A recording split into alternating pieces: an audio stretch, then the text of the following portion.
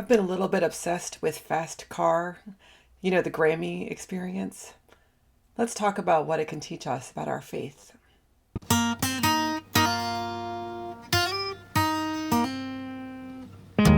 Like every kid who grew up in the 90s, I was obsessed with the song Fast Car. Now, if you don't know this song, Tracy Chapman sang it. She was different. She was different than everything else that had been out on the radio at that point. The world of Cyndi Lauper and Tiffany and Debbie Gibson and the New Kids on the Block, those were all the things that were out at the time. And she came out with this single that was blues and it was dirty and it was authentic and it was all these things and it caught fire. I think every kid in my school, in elementary school, listened to this song. We loved it. It was a song, we didn't understand it.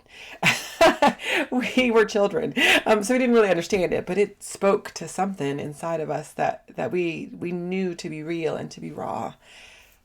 And so, like a lot of kids who grew up listening to that song, Luke Combs was inspired. He'd grown up with that song too. He revered that song. It informed his musical choices as he grew up. Now, Luke Combs is a country boy. He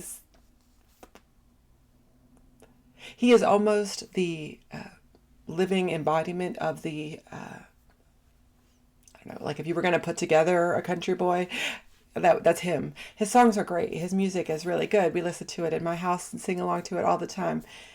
He did a version this summer of Fast Car.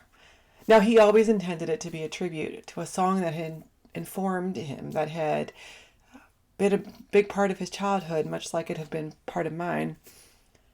But he got a lot of guff. He got a lot of pushback from folks who, for whatever reason, had political agendas attached to it. Whether on the right or the left, everybody seemed to be upset. His intention all along, his intention from the beginning, he said, was to honor Tracy Chapman's work, was to lift it up as something important and valuable. Cut to this year's Grammys. Now, I don't watch the Grammys anymore. I don't watch anything that's more than a half an hour long because I'm too tired. But I watch the recaps. I read all the articles afterwards. Much like how I experience shows like The Bachelor. I read all of the things, all the opinions everybody else has about The Bachelor. Well, I did the same thing with the Grammys. I read what everybody else's opinions about the Grammys were this year. And I can tell you that everybody was talking about Fast Car. Tracy Chapman had taken time off, almost 10 years off from publicly performing for whatever reason. It doesn't really matter. They're her reasons. But for whatever reason, Tracy Chapman took time off, a lot of time off.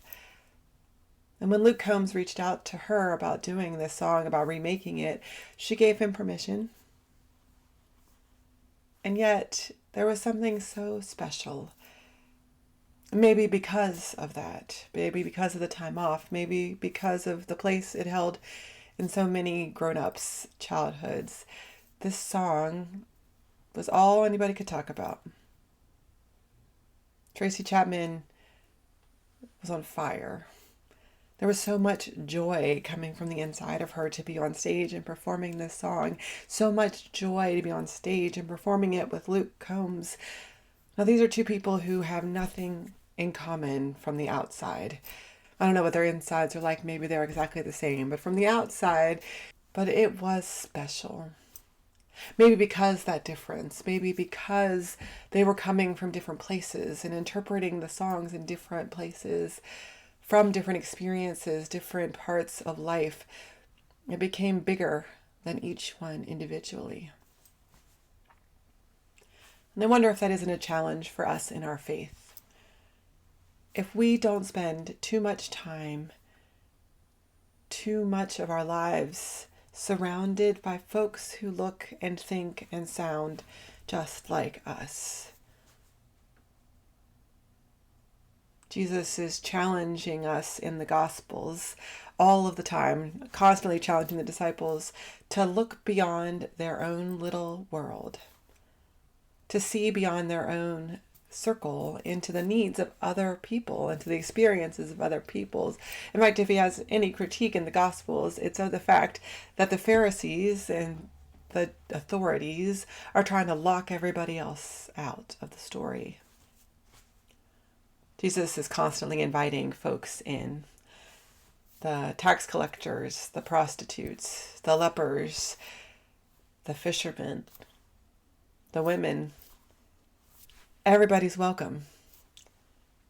And so do our churches, do our faith experiences, do our journeys look too much like us? What made the fast car experience so special was that it was two different folks who clearly were invested in one another, who enjoyed one another, but had different life experiences together to make something bigger than what they could make just by themselves. I wonder if our faith wouldn't be stronger, wouldn't be better, wouldn't be more impactful if we spent a little more time looking and inviting other folks in and really listening to them and really creating a place for them in our life story. God bless.